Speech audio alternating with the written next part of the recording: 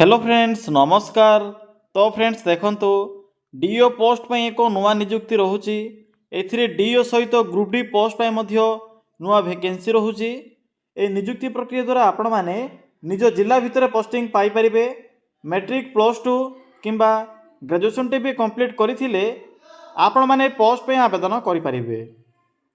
एथिरे no exam रोचे, कौनसी प्रकार एग्जाम नहीं, केवल इंटरव्यू द्वारा एवं आपणकर कैरियर मार्क अनुसार एथिरे सिलेक्शन करा जिवो। जेहेतु एथिरे नो एप्लिकेशन फी रोचे तो सब पिला माने एथिरे मागणार आवेदन करि परिबे।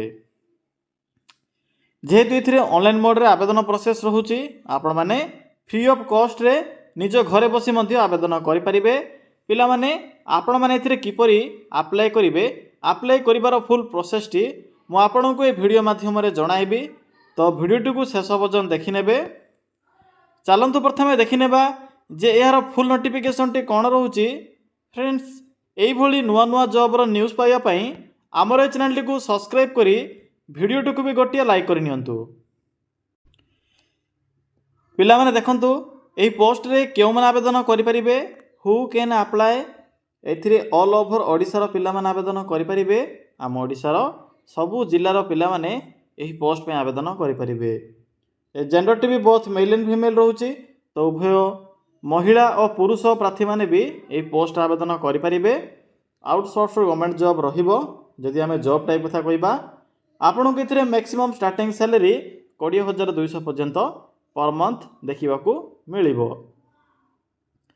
पोस्टिंग तो ओडिसा भितर रहुची। नेक्स्ट आसिला पोस्ट नेम। एथिरे डिफरेंट टाइप रो पोस्ट होइबो, जेपरि कि एथिरे डाटा एंट्री ऑपरेटर बा डीओ पई पोस्ट होची। यह सहित ड्राइवर पर पोस्ट होइबो एवं ग्रुप डी स्टाफ पर वैकेंसी रही। तो आपण माने निजर क्वालिफिकेशन अनुसार एथिरे जेकोसी पोस्ट रे मध्य आवेदन करि परिबे। क्वालिफिकेशन रोचे मैट्रिक किंबा +3 पास। जदि आपण माने मैट्रिक पास करथिबे किंबा +2 सहित जदि +3 किंबा एनी डिग्री क्वालिफाई पिला माने पोस्ट आवेदन करि परिबे।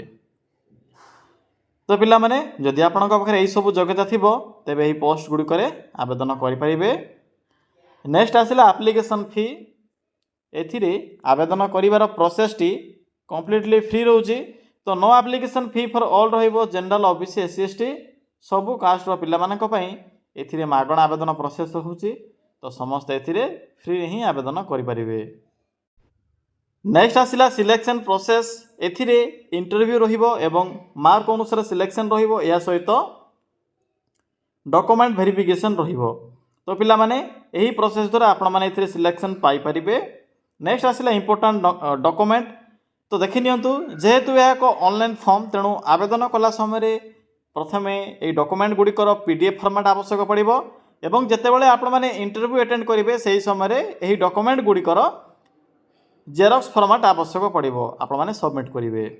तो देखि नियंतु ऑल क्वालिफिकेशन रो सर्टिफिकेट, एहा सहित photo, residence certificate, caste certificate, Aadhaar card.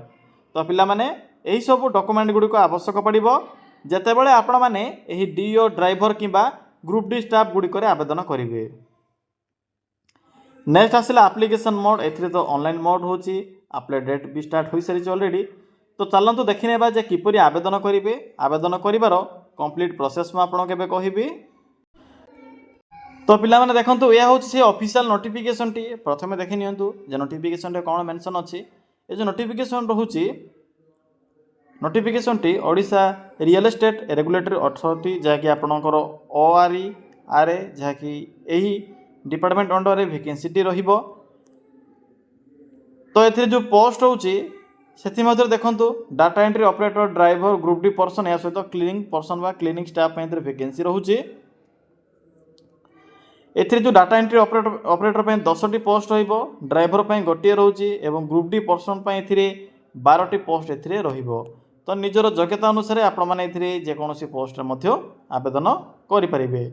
एथिरे जो आवेदन करिवार लास्ट डेट रहूची 15 जुलाई 2026 पर्यंत यार डेट टी रहूची। तो जो मैंने भी आवेदन करने चाहिए सिंपली 15/6/2026 पूर्व आवेदन करें। बाकी यार eligible condition, terms and condition mention करा जायछि। मु तो आपन को पूर्व कहि सारी ए वैकेंसी रे आपको कौन सब काम करने को पड़ो जपरिक जॉब प्रोफाइल सैलरी विषय तो मुझे कही सारी पूर्वर आपन को मिनिमम और मैक्सिमम केते सैलरी ए पे करवा आपन को ए मिल तो जो मैंने भी डाउट रखुवे यही जॉब अधिक तथ्य इनफॉरमेशन कलेक्ट करने चाहते सिंपली पीडीएफ टी को डाउनलोड करेंगे। तो चलते एवं देखने जे आपण मैंने निज मोबाइल रे किपरि आवेदन करेंगे। तो पिला माने आवेदन करने सिंपली गूगल को आसतु गूगल को आसी सिंपली सर्च करनी लिखु ओडिशा देन स्पेस लिखे GOVT जॉब देन लिखे .in देखिपे जेठे कौन मुझे टाइप कली सिंपली आपण मैंने ये टाइप करेंगे यापर सर्च ऑप्शन पर क्लिक करेंगे। क्लिक कलापर आपण को प्रथम पेज रे ही ओडिशा GOVT जॉब रो साइट शो हेबो एठरे नेशनल फ्लैग रो सिंबल मध्य शो होथिबो।